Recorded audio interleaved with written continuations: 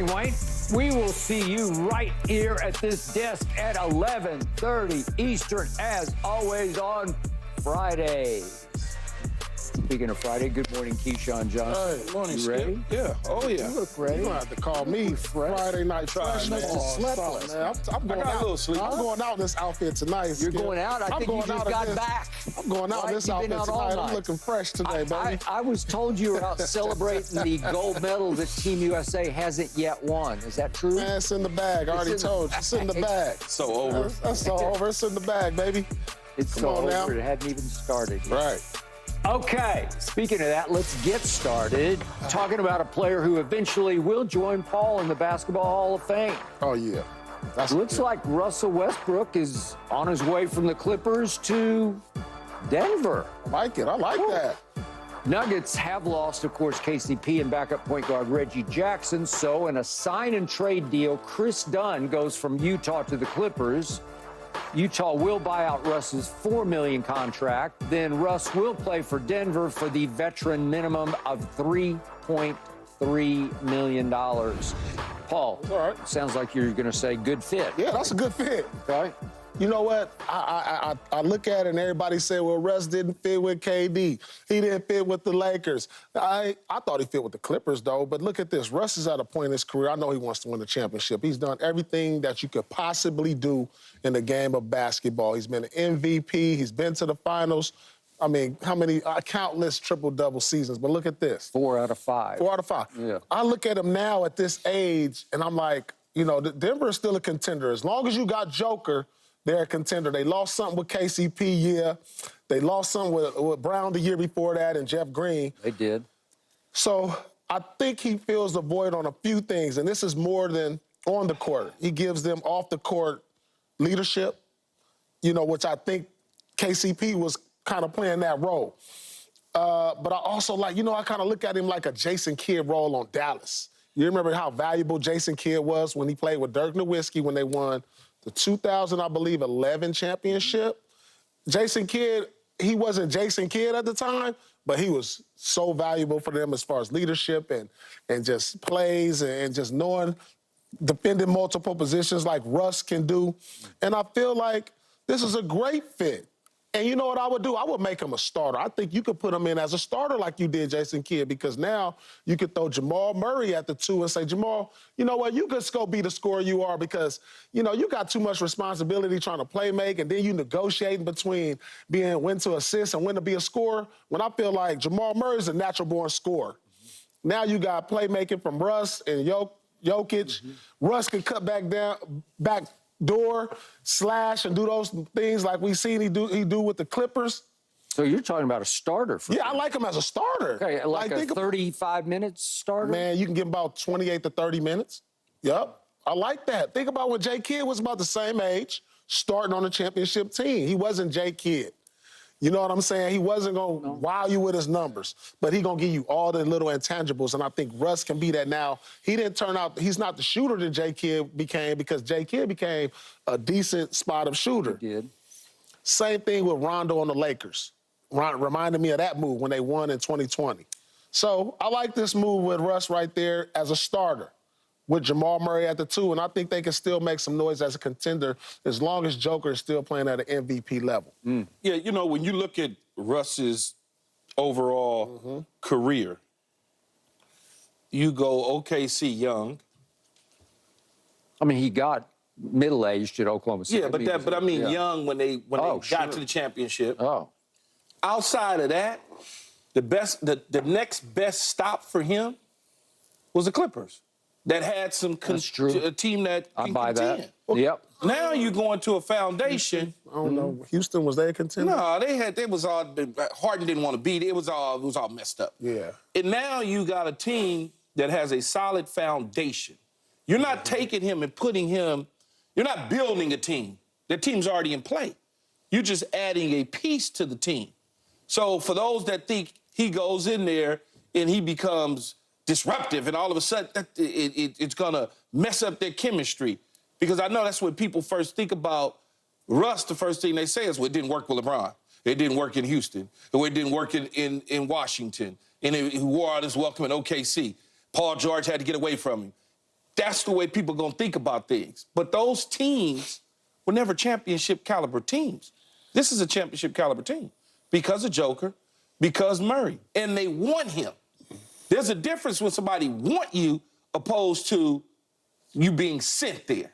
So I agree with Paul. I think he's going there to be a starter. I don't think he's going there to come off the bench. Even though they lose KCP and Reggie Jackson, and they lost Green and Brown 2 years ago, I get all that. But he's going there to be a starter because it allows Murray to go to somewhat of a natural position. Yeah, I think you so. still got Joker that can pass the ball everywhere. Russ can bring the ball up the court. He can set the offense. He's not a dribble, run the air out of the ball type guy like that. Not when he has players around him. So I think it's going to be all right for Denver. I really do. So you think it takes them up a notch again? I don't know if it takes them up a notch, but it doesn't. It didn't bring them. When KCP left, I thought it brought them down. But bringing Russ back, I think it put them right back where they were. You know, because as long as you got Joker, and they went 7 games. Remember, they went 7 games with Minnesota, and it could have went home. It could have went either way, and then we end up with a possible matchup between Denver and Dallas, which, you know, it can go either way. When Joker's out there, he makes the players around him better. And he's at a different place in his career now, Skip, from a mental standpoint, where he's not thinking I'm the triple-double Russ. He's been removed from that for several years now, so he understands where he's at in his career. Intangibles guy. He's an intangibles guy. Dude, 5 or 6 assists, 5, 6 rebounds. Think about that. And he can get you about 10 points. That's solid for them. So, Paul Pierce, Talk to usually me. I'm with you on just about every basketball opinion that you have, except for this one. I knew you weren't going to be about this one. I have never gotten Russell Westbrook from the start. And I'm from Oklahoma City, and when that team rose up in 2011, 2012, got to the finals, I just couldn't get my arm around Russ. KD, yeah, big fan from the start, from the days he was in Austin at Texas. James Harden, yeah, he was a lethal 6th man for that team in 2012. But Russ drove me crazier and crazier and crazier because right away I got into it with both of them, with KD and Russ, because Russ started taking more shots than Kevin Durant, which is easy to do because Kevin's the most efficient superstar scorer I have ever seen. Low shots, high points.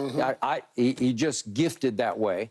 But when Russ is just jacking up shots right and left, it was driving me crazy. Then it drove KD crazy that I was getting driven crazy on television, and here we went. But I have been anti-Russ from the start. I got nothing personal against him, but when you are a high-volume three-point shooter and you're around 30% for your career, it's hard to live with that. When you are the ultimate turnover machine, plus a poor shooter and plus a poor free throw shooter, it's hard to live with that.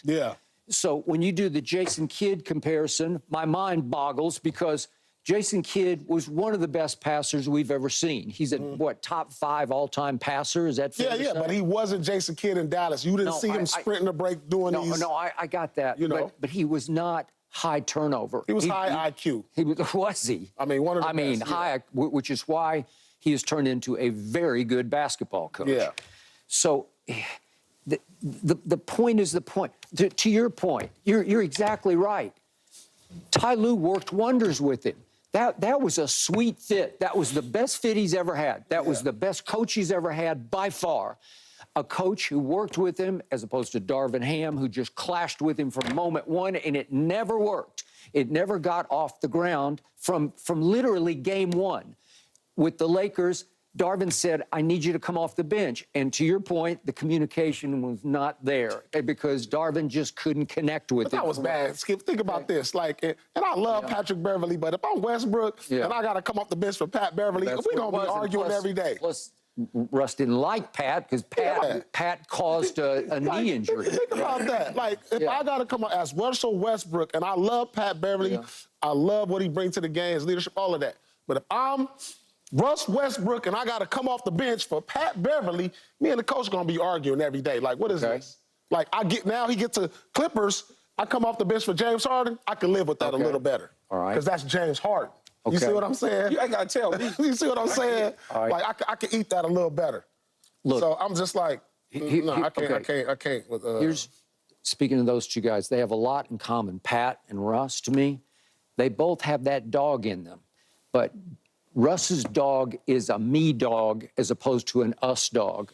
To me, he's more of a solo act. I think it used to be that way. Skip. Yeah. I don't necessarily know that it's that way Maybe anymore. Ty got the very best you could get. Even when he was with the Lakers, like Paul is saying, you asking me, no matter what you may think about the decline in my ability as a player, you're asking me to take a back seat to somebody that no, I'm still better than. that it just Like that's that. a hard That's one. a hard Just remember, just before the playoffs that year, Pat Bev is guarding Russ, and he's trying to call timeout with the ball under his arm, and he snakes in, and Russ tears his meniscus. And it was a bad tear.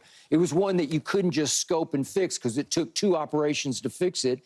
And the truth was, Russ has never been quite as explosive as he was before that knee injury. So he probably looks back on Pat Bev as taking a little out of his career. That may be true. I'm out here with a wild guy. Yeah, exactly. Okay, so